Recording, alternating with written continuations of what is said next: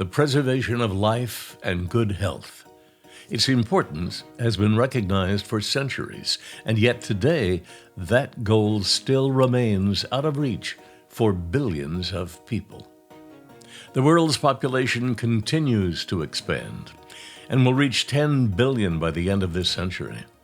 Our global citizens are getting older, and in 20 years, 1.5 billion people will be over age 60, and 500 million will be older than 80. Infant mortality in many countries is still far too high. New infections continue to appear around the world, threatening billions of people. Cancers are on the rise, as are so many other health issues like diabetes, heart disease, and neurologic illnesses. With all these challenges, and with half the world's population still unable to access modern health care, sustainable solutions are desperately needed. It's not easy to convince Americans in particular to invest in public health. It's not easy to convince people to invest in global health, but it affects us all. And if we don't look at things from a global perspective, we're never going to solve the problems in the world. Solving those problems requires an institution ready to plan for the next century. We've always known that global health can't be distilled down to going at one issue here and there. You have to look at the totality, and there's a critical need for us to grow. The Havey Institute for Global Health has been expanding its efforts on these problems for years. Understanding this work requires that we travel every field in science, economics, law, business, and medicine across every continent and place and need. That path starts with education and primary care. I think our most pressing need is to figure out how do we actually strengthen primary care so that these life-saving interventions to reduce suffering are able to be delivered with quality, even to the people who are the furthest away and in the countries most in need. Without strong primary care systems, under-resourced countries can't begin to solve the health issues affecting their populations. A critical key to strengthening primary care systems is to educate current and future healthcare providers. In some places, there are only 4 health professionals for 100,000 patients. Without well-trained health professionals to build strong health systems, countries, especially those who have very few resources, cannot provide high quality or sometimes any care for their patients. Along with primary care and medical student education, the Institute has grown the activities of its centers and programs. We have colleagues from economics supporting us thinking about cost of care. We have colleagues from engineering supporting making devices. We have colleagues from business, from management, and we also have all the disciplines within medicine. This collaborative model has set the stage for breakthroughs that are now within our grasp. This is especially true in the area of medical devices and biomedical engineering. Hospitals and clinics in low and middle income countries too often rely on inappropriate or out-of-date medical devices that were designed for high-income countries. Low and middle income countries would benefit from developing and producing their own medical devices, and to meet that need, biomedical engineering education and research must be advanced across the continent. None of this would be possible on our own. While we can bring advanced expertise and support, our local partners are the critical key to applying those resources to the specific needs of every region. Most importantly, the Havey Institute for Global Health's approach is to learn from each other. Critical to ethically informed work in global health is having bilateral partnerships. And that's actually how we're able to do pediatric neurosurgery and deliver care for kids with epilepsy in Uganda. Instead of just teaching colleagues to do epilepsy surgery, we've developed a nationwide network of doctors to identify people who are drug resistant with epilepsy and could be surgical candidates. We can solve these global health issues only if we work together on equal footing and learn from each other. Cervical cancer still affects over 600,000 people every year, with 300,000 dying of this disease.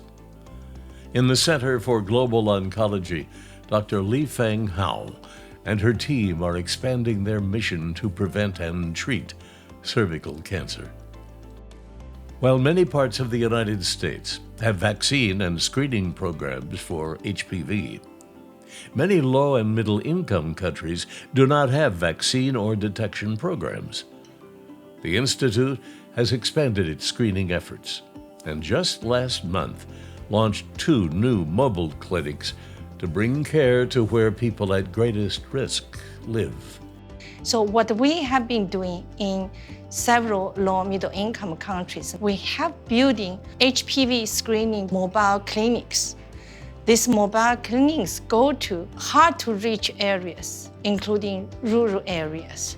These vehicles are fully equipped clinics on wheels, delivering care while raising awareness that death from diseases like this can be prevented with simple screening testing.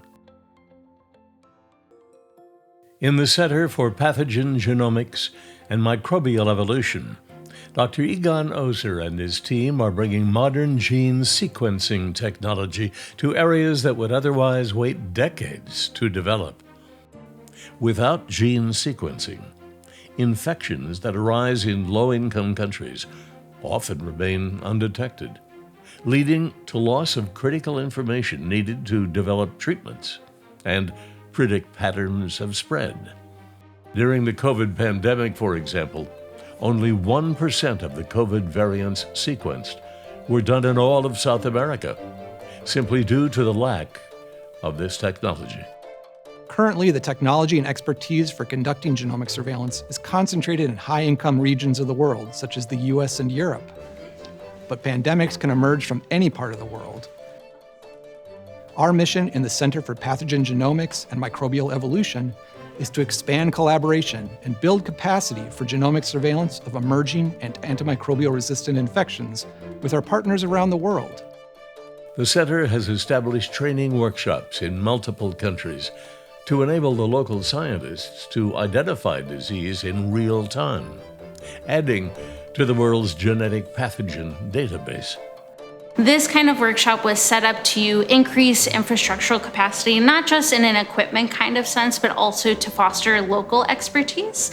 We came here to meet the students, to meet the staff, to meet the investigators, and we came up with a plan of how will be best to share our knowledge here, but also learn from the people that have been doing amazing job and amazing investigations here. In the Center for Communicable and Emerging Infectious Diseases, the Institute remains vigilant. It understands that in just the past 50 years, over 50 brand new infections have spread throughout the world, and more novel and often deadly infections are inevitable in the future. This new era of infectious disease that we are living in, defined by outbreaks of emerging, re-emerging, and endemic pathogens that spread quickly, have been significantly aided by global connectivity, increases in population, travel and migration, changes in land use, as well as climate change. This requires building multidisciplinary teams of investigators and the development of diagnostics for improved detection of these pathogens, as well as vaccines and treatments. But the one resource these efforts require most is time. The reward of good work is more work. We will likely have further outbreaks, such as we had with COVID-19, climate change, so we need climate-resilient primary health care, areas of instability. But I think all of those are challenges that we at the Havey Institute are really ideally posed to be able to address. One thing that people don't realize is how long it takes to make these relationships. Can you do this in 3 months? Can you do it in 6 months? Can you do it in a year? No. It takes time, it takes decades, but when you lay that infrastructure down, you keep those partnerships going, you're really growing the talent pool. You're making everybody better at what they do. By getting better at what they do, they serve their populations better, and that's part of the whole healthcare mystery. You have to have good professionals who know what they're doing, and that takes training. Solutions to the world's complex health problems are made possible by the commitment shared not only by our team of physicians and researchers, but by our donors and supporters as well. It's this relationship that sets the groundwork we use to build a better healthcare system for people around the world. Together, we will expand our missions of education, scientific discovery, and clinical care, so that every person on this small planet has the opportunity to live a long, healthy, and productive life.